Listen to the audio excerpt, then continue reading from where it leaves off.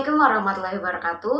Halo teman-teman, perkenalkan nama saya Krisdiana dari Prodi Manajemen SDM Universitas Perwira Purbalingga semester ke-7.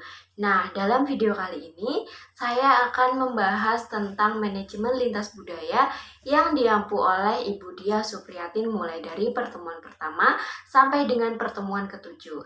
Nah, untuk pertemuan pertama pada manajemen lintas budaya ini membahas tentang pengenalan manajemen lintas budaya. Kemudian pada pertemuan kedua dan ketiga, ini akan membahas tentang manajemen lintas budaya berbeda bahasa berbeda dunia. Nah, untuk pertemuan keempat membahas tentang kultur shock atau gegar budaya. Pertemuan kelima membahas tentang perbedaan budaya di Indonesia. Kemudian pertemuan keenam membahas tentang budaya organisasi. Dan pertemuan ketujuh membahas tentang negosiasi dan pengambilan keputusan dalam bisnis internasional. Kemudian pada pertemuan pertama tentang pengenalan manajemen lintas budaya. Apa sih itu manajemen lintas budaya? Nah, manajemen lintas budaya adalah ilmu yang berusaha untuk memahami bagaimana budaya nasional mempengaruhi praktek manajemen, mengidentifikasi persamaan dan perbedaan lintas budaya dalam praktek manajemen, dan berbagai konteks dalam organisasi, serta meningkatkan efektivitas dalam manajemen global. Kemudian pada pertemuan kedua membahas tentang manajemen lintas budaya, berbeda bahasa, berbeda dunia. Nah, tentunya dalam setiap negara memiliki kebudayaan yang berbeda-beda ya teman-teman.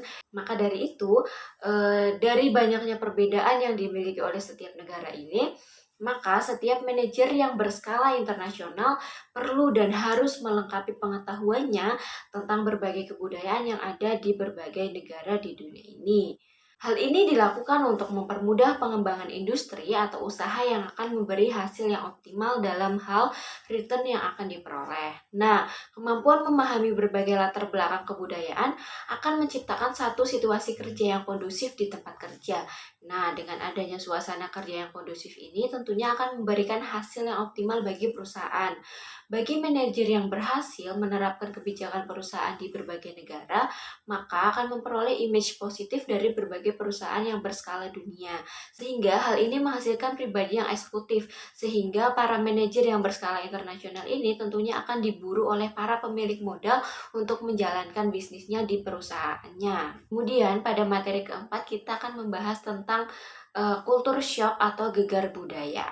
Jadi, istilah kultur shock ini pertama kali dikenalkan pada tahun 1960 oleh ahli antropologi bernama Calvero Obek. Nah, kultur shock merupakan sebuah kondisi atau keadaan mental yang timbul akibat adanya transisi dari situasi atau lingkungan yang telah dikenal dengan baik ke dalam lingkungan yang baru atau lingkungan yang berbeda, dan berbagai kebiasaan yang kita ketahui selama ini tidak efektif untuk diterapkan di lingkungan yang baru. Nah, kemudian ada berbagai macam reaksi yang dialami oleh kultur shock atau gegar budaya ini, teman-teman. Yang pertama ada sikap pesimis terhadap lingkungan yang baru. Kemudian yang kedua ada bingung dan disorientasi. Kemudian yang ketiga ada takut terhadap penolakan. Yang keempat sakit perut dan kepala. Yang kelima homesickness. Kemudian yang keenam ada merindukan keluarga dan teman. Kemudian yang ketujuh ada takut kehilangan status atau kehilangan rasa percaya diri. Dan kemudian yang terakhir adalah cemas. Nah, kemudian ada beberapa faktor yang mempengaruhi terjadinya kultur shock atau gegar budaya atau kekagetan terhadap kebudayaan yang baru. Yang pertama adalah faktor agama, yang kedua faktor bahasa keseharian, yang ketiga faktor ekonomi, faktor teknologi, faktor pergaulan, faktor adat istiadat, dan faktor sosiologis, serta faktor geografis. Nah, kemudian kita masuk ke dalam materi pertemuan kelima tentang perbedaan budaya di Indonesia. Keberagaman dan perbedaan budaya di Indonesia tentunya sangat beragam, mulai dari adat istiadat, kebiasaan, kemudian suku, kemudian bahasa ya teman-teman. Jadi, kebudayaan dapat didefinisikan sebagai suatu keseluruhan pengetahuan manusia sebagai makhluk sosial yang digunakannya untuk memahami dan menginterpretasi lingkungan dan pengalamannya, serta menjadi pedoman bagi tingkah lakunya. Dengan keanekaragaman kebudayaan di Indonesia dapat dikatakan mempunyai keunggulan dibandingkan dengan negara lainnya. Indonesia mempunyai potret kebudayaan yang lengkap dan bervariasi, dan tak kalah pentingnya secara sosial dan budaya dan politik, masyarakat Indonesia mempunyai jalinan sejarah, dinamika interaksi antar kebudayaan yang dirangkai sejak dulu. Nah, salah satu contohnya adalah kebudayaan lokal masyarakat Sunda.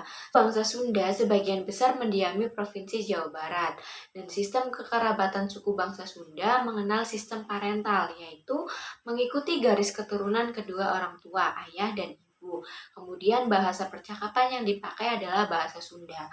Bahasa ini mengenal tingkatan dari bahasa yang paling halus sampai dengan bahasa yang paling kasar. Nah, kemudian kita masuk pada pertemuan ke-6 tentang budaya organisasi.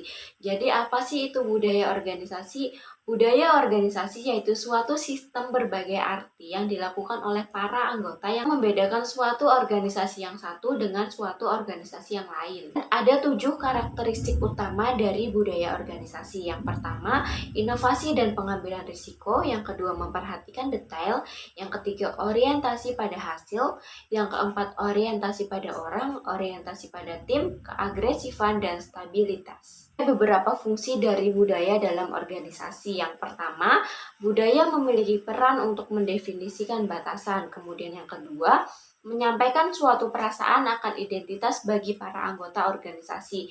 Yang ketiga, budaya akan memfasilitasi komitmen pada segala sesuatu yang lebih besar daripada kepentingan diri sendiri.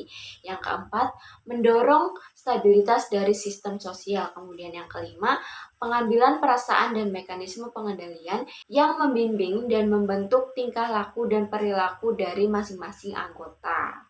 Nah, budaya memiliki peranan yang penting dalam suatu negosiasi, apalagi negosiasi yang sering terjadi di lintas budaya dan lintas negara.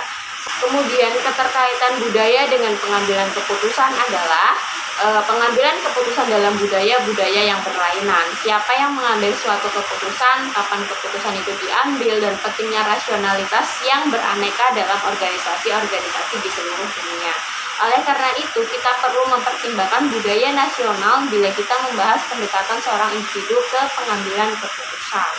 Sekian pembahasan dari saya mengenai manajemen lintas budaya yang diampu oleh Ibu Diah Supriyatin, mulai dari pertemuan pertama sampai dengan pertemuan ke-7. Nah, apabila ada salah kata ataupun kurang dalam penyampaian, mohon maaf. Jika ada penambahan materi atau yang lain sebagainya, bisa teman-teman tambahkan di kolom komentar. Sekian dari saya. Wassalamualaikum warahmatullahi wabarakatuh.